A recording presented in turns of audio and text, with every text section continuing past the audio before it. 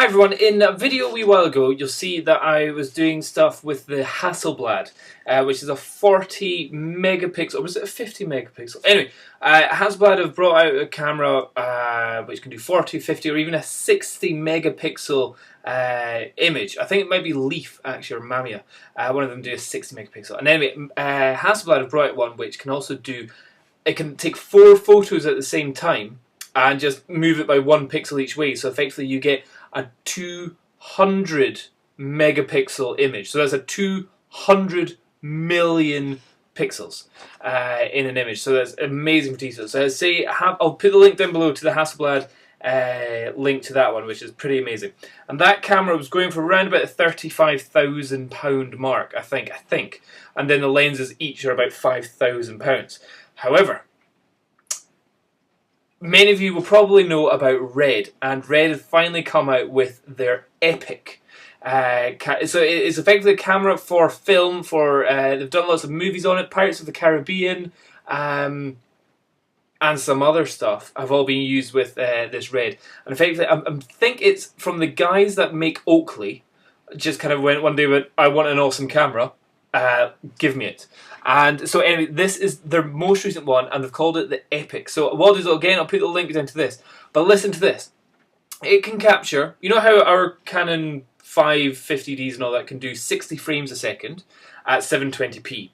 Well, this one can do 120 frames a second, but not at 720p, at 14 megapixel resolution, or as they call it, is 5K resolution.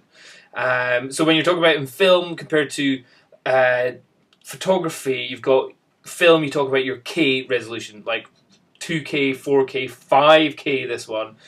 Meanwhile, in photography, you talk about your megapixels. But here, 14 megapixel, 5K is roughly the same thing. But 120 frames a second at 14 megapixels.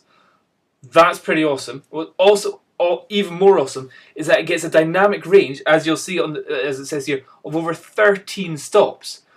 Now our cameras just now do around about 7, 8, maybe 9. The Fuji S5 Pro rocks it because it's able to do 13 as well. But this is able to do, and also it's even got software where you can do it so you can extend the dynamic range up to 18 stops.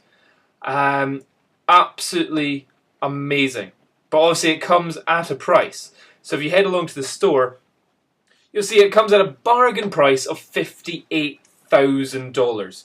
Bargain. Actually, it's not that bad compared to like a Hasselblad, which would probably be about the same price. But here you've got all this film ability on it. And actually, there's even bits where you can see, if you go onto Shot on Red, that's it there.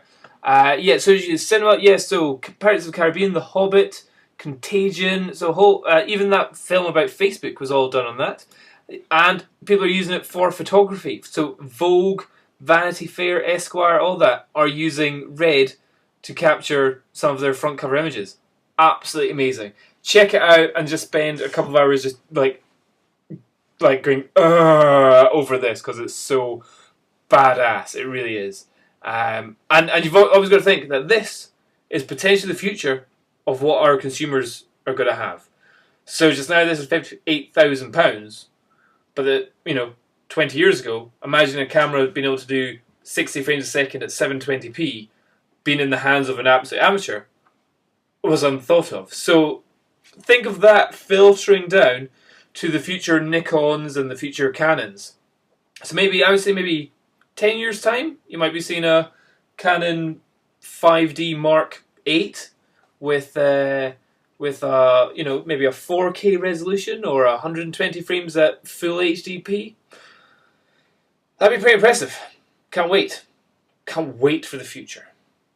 Anyway, just thought I really wanted to let you guys know about that. Okay, bye-bye.